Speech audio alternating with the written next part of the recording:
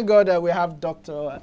Adedayo Kayode, who is at it's Sociopolitical Techocrat. Good morning, Dr. Adedayo. Happy Independence Day. How was the protest for you yesterday? Well, do I say Happy Independence Day or Happy New Month? Because there is nothing to be happy with when it comes to our independence. I mean, you can imagine somebody who is acclaimed to be having independence but still in chains. I will give you an analogy. I will give you an analogy to that. A very hungry man. And then you are now putting jollof rice with chicken and the fried fish in front of that person. But unfortunately, the person cannot even access that food. Are you providing that person food, or you are suffering that person the more? Because the aroma will be coming to that person's nose. But seeing the food, you cannot eat it. That's the problem we have now in Nigeria. So there is no independence for now. No independence in Nigeria for now. We are still in the shackles of the so-called Machiavellian leaders. And it's not that, because I was listening to your discussion. You don't call Tinubu a seasoned politician. No, Tinubu is not a seasoned politician. Okay. How do you know a seasoned politician? A seasoned politician is somebody that understands the tenets, the dictates, the expectations of democracy. And what are those things? That is ensuring that dividends of democracy gets to the people that willingly submitted their sovereignty to your rulership. That is a seasoned politician. But when somebody is not being responsible to the people that you are supposed to guide towards economic sustenance, towards security, towards development, and you are not even listening to them, how do you call that person a seasoned politician? Yeah, but please, you got to withdraw that statement. No, you adjust it. You amend it. No way. No, doctor, I am not going. I'm not going to withdraw it. But this, I'm not. Good morning, by the way. It's such a pleasure to see you. Morning, how are you? Yes, yeah, but this is the thing, doctor. I just called you governor. Who knows? You might be a governor in future. You know. But doctor, yes. see, yeah. What's the difference between a politician and someone who is seasoned in governance? That's the point I'm trying to make. You can be a politician who is seasoned but not do well in governance. Am I right? No, you are not right. I will explain to you. I will explain to you. Politics can be defined as an act by a group of people towards ruling that group or that country or that society or that community, towards ruling them and ensuring the sustainability of their livelihood. That is politics. And when you are now talking of how to do that, politics now involves maneuvering. How do you maneuver? By telling the people that you want to lead, that listen, the position you are isn't good enough for you based on the available resources around you. But if you make me your leader, this, and that are the things I will do for you to be able to we had a bit of network issue there. Well, I like this discussion, and I like where it's leading to, because I have another question. Okay, within you to ensure your sustainability. All right. Go ahead with your question. Yes, please. All right. So now my question now is, you've defined a politician and you've said there's no difference between politics and government. So what's the difference between a politician and a technocrat, and which would you recommend for our dispensation right now? A politician will see your resources and then be telling you, these are the things I can make with your resources for you to have dividends of democracy. That's a politician for you. Doctor, before you go ahead, Doctor, please. Before you go ahead, let me now ask you a question based on the answer you just gave of who a politician is. Who would you say in the history of Nigeria, say since since democratic rule, the past 25 years, who is the politician that has led Nigeria successfully, based on your definition? Yes. Well, I will still tell you. You know why I will not tell you presently?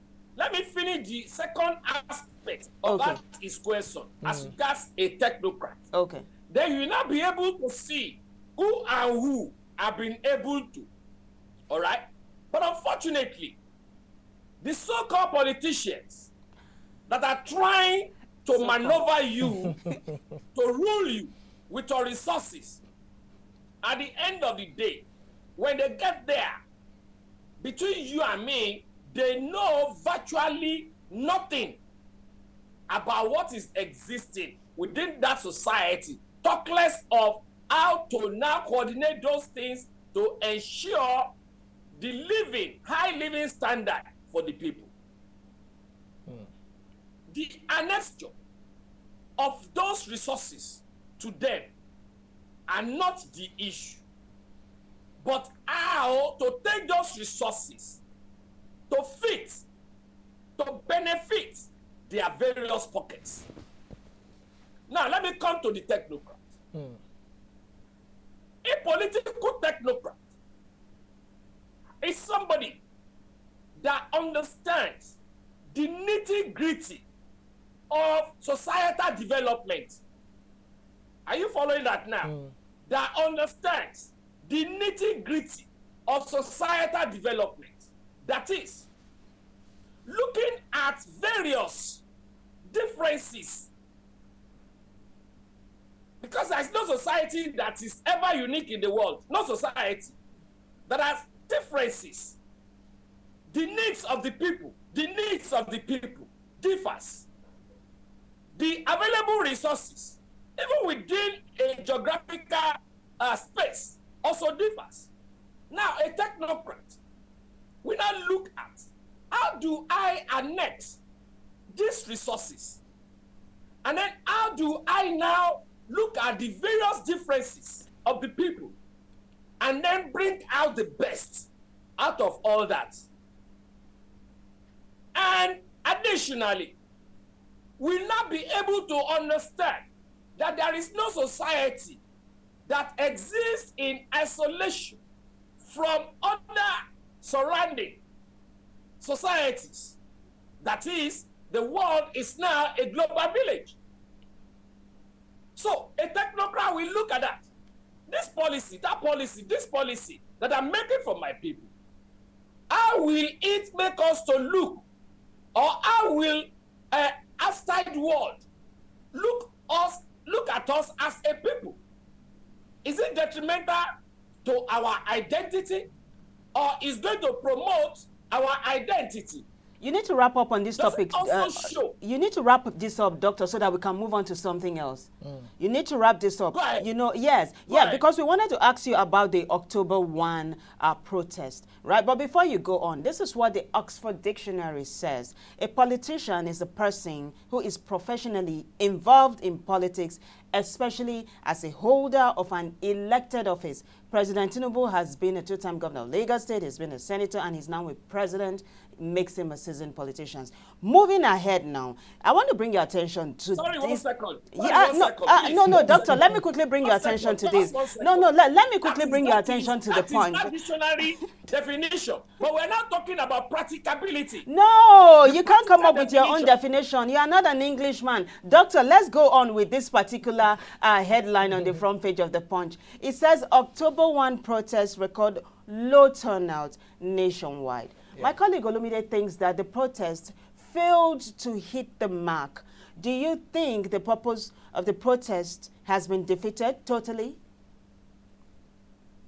You see, when it comes to agitation, when it comes to agitation, because I heard you the other time when we were talking about probably because there are some other areas where we did not experience good turnout that can lead to disappointment from the side of the organizers. No, it's beyond that. You see, the essence of protests and agitation is for some powerful people, determined people, resilient people within the society to be able to come out to talk for the people. It is not compulsory that everybody will come out. No, it's not compulsory. But in as much as some people are determined, some people have made up their mind that, listen, government must hear where the shoes are pinching the people. And they have been able to do that. It is not left for the government to listen. And that is where the difference comes in from a politician and a political technocrat, professional politician and a political technocrat. Dr. Adedayo, if I may come in, Dr. Adedayo, if I may come in also, still from the newspaper, we have thousands of youths in northern states who came out to pay solidarity to President Tinubu, praising him and his achievements for good leadership. How will I put it, balance that with the protesters, with low turnout? That is what we call political tactics. In war, in the art of war, that's what we call insurgents, counter-insurgents. I think I did that course.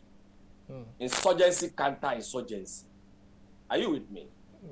Now, people are decided to show that a being power. You yourself, you know that people are hungry. You cannot see Wike coming out to say he's not aware that people are hungry. So it now behoves on them to now prove that people are not hungry. And how do they prove it? By also sponsoring a counter protest. Go and ask those people. If you follow those people in Kano properly, you will see that at the end of the day they will have fought. The money. Are you saying that the solidarity, this thing was sponsored by the government? And I want to find out if it's based on investigation, if the doctor knows this for a fact. Are you saying that the government sponsored this youth who came out to praise Tinubu? Which you will come out to praise Tinubu when they are hungry? I'm asking you. When before Tinubu came in, pump price of petroleum was 190. Now it's 1,000 plus. Exchange rate was how much? Now it is 1,007. Bag of rice was how much? Now what is the price of bag of rice? Can you imagine how much you have been spending for your children to go to school before now? How much are you spending now? Maybe today now they will call you that probably if you have not paid your school fees, they will send back your child from school. Who knows that? Tell me, do you have access to health facility? What social amenity are you enjoying in your neighborhood? How much do you now pay for electricity tariff? These are issues. So tell me, which youth will go out to go and be praising Tinubu? Youth that is hungry, you that is highly unemployed, you that cannot go to school, you that have been deceived, you that have been dehumanized. No, tell me, which of them we go out to go and demonstrate? If not being propped up by one thing or the other. All right, Dr. Adedayo, Kayode, let's look at this report. This one is coming from Punch newspaper. It says Port Harcourt refinery misses 7th production rollout deadline. So my question is, do you think at this point we have just October, November, and December? Do you think there's any hope that the Port Harcourt refinery will come into fruition? There is nothing that comes out from this government that can give me hope. until when I see it happening. Since when have they been talking about that refinery that is going to come upstream? And I can tell you for free, which I've also been saying, every negativity that we are facing in this country is nothing other than leadership connivance against the people. Against the people. Number one, I've been saying it and I have proved it. Pump price of petroleum is not supposed to be more than maximum, highest, 80 naira per liter in this country. Remember, when it was being sold at 190 naira per liter, according to reports, and even the investigation of the present assembly, when they resumed this present National Assembly, that NNPC was making a profit of 100 naira per liter. Is that supposed to be? So tell me, where was that? Where is that now? That subsidy that it was removed. And my investigation, my latest investigation, has also shown that even if we are giving out PMS free in this country, Nigeria will still not lose based on other products that will be acquired from cracking that particular crude oil. I'm still putting up that thing. I want it to be more conceptual before I dish it out. These are issues. Government is just deceiving us. And that is why there is a difference between a professional politician and a political technocrat. We're still going back to this.